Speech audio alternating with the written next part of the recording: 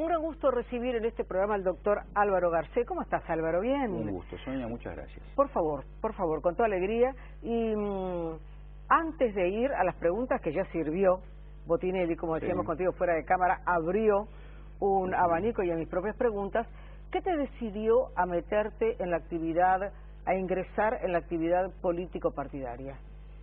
Buena pregunta. Yo te diría que hubo un factor esencial que fue la expresión de confianza de los líderes del Partido Nacional y la cercanía, el apoyo de las agrupaciones. Antes de tomar esta decisión y naturalmente habiendo consultado a la familia, esos dos elementos jugaron muchísimo. Sabemos que es un desafío muy grande. Poner en marcha la concertación es un desafío histórico. Tal vez más complejo que asumir la candidatura si solo fuera por el Partido Nacional.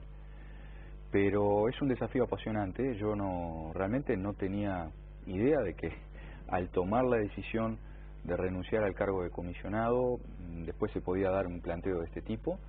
Cuando llegó lo analicé y eso sí, una vez tomada la decisión, ahora estamos trabajando con mucho gusto y con muchas ganas.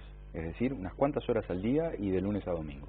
Porque me parece, la manera de retribuir esa confianza, con trabajo. A propósito de lo que decía recién Botinelli, y vamos a reiterarlo, tú lo estabas escuchando, la concertación dijo nació mal, y lo que le sirve, lo que justamente le puede servir a la concertación es un despegue de un candidato relativo y una posibilidad de ver, analizaba, no lo voy a repetir, qué pasaría con Topolansky, qué pasaría con Martínez y las chances que tendría el candidato de la concertación. Pero tu hermano se pregunta hoy en su columna semanal de El Observador, ¿por qué no impera la racionalidad electoral en los partidos tradicionales y logran generar la concertación en todo el país y a nivel de las elecciones nacionales? Con respecto a lo que escuchaste a Botinelli, con respecto a lo que señala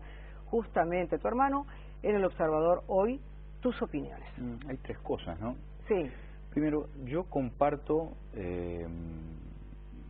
digamos, la parte de análisis en el sentido de que es el escenario más probable y más favorable para nosotros que haya un despegue, y digo probable, de uno de los candidatos del Frente, y que en definitiva se termine polarizando entre el proyecto del Frente Amplio, la continuidad, y el proyecto alternativo, la concertación. Ese es el escenario que nosotros visualizamos, no solo como favorable, sino como posible. Lo que no estoy tan de acuerdo es con la otra parte, en el sentido que la concertación nació mal. No lo creo de esa manera.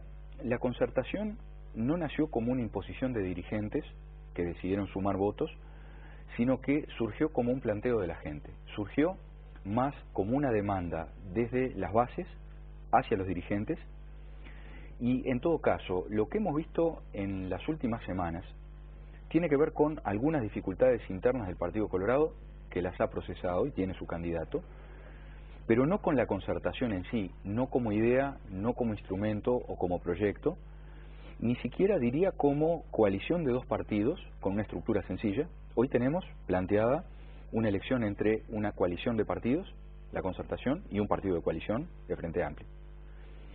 Yo creo que la concertación, como esquema de coalición sencillo con una estructura muy simple, funcionó muy bien.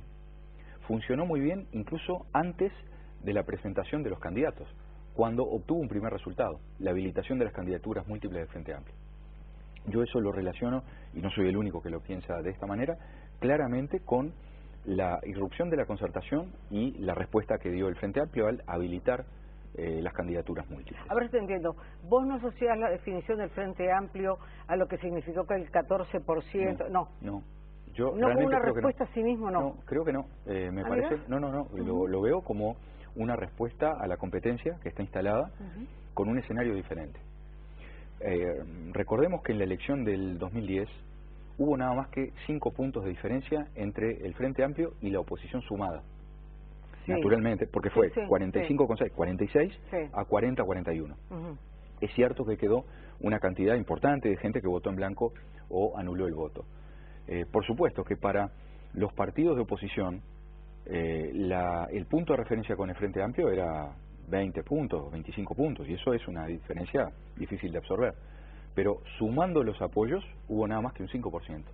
Y esa es una diferencia realmente exigua, con un margen además de indefinición muy importante, porque hacia dónde se van a volcar los que antes votaron en blanco o anulado. En algún momento se dijo que la oposición en Montevideo no pudo capitalizar y por eso votaron en blanco. Para mí es un error, digo, para mí, las cifras demuestran otra cosa. Y sí, Sonia, porque en las elecciones de 2000 y 2005, la oposición sumada estaba en el orden del 35%. Y en 2010 fue sumados 41%. Es decir, hubo, evidentemente, una cierta capitalización del enojo o el descontento. Entonces, frente a un escenario distinto, más competitivo, con una primera expresión de descontento notoria en el 2010 y la unificación de un programa y las candidaturas por el lado de la concertación, la respuesta es las candidaturas múltiples en el frente. No es una respuesta a sí mismo, es una respuesta frente a la competencia inminente.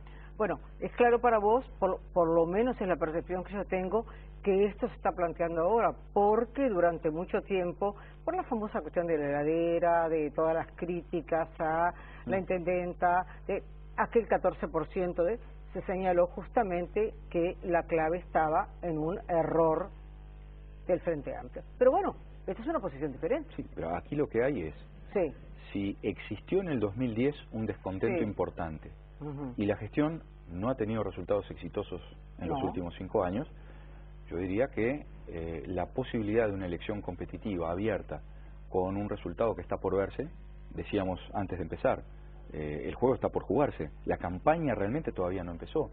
Hemos tenido actividad algunos candidatos o precandidatos, antes que en otras elecciones, porque en el 2010, tú te acordarás, en enero estaba todo el mundo en otra cosa después de las elecciones nacionales, y sin embargo ahora nosotros salimos a la cancha antes del 12 de enero, y han habido también apariciones de la senadora Topolansky y del senador Martínez, se adelantaron los tiempos. En ese sentido, tú mencionabas los problemas, son de público conocimiento que ha tenido el Partido Colorado para llegar a un candidato. Cuando llegue el momento hablaremos con ese candidato, pero ¿por qué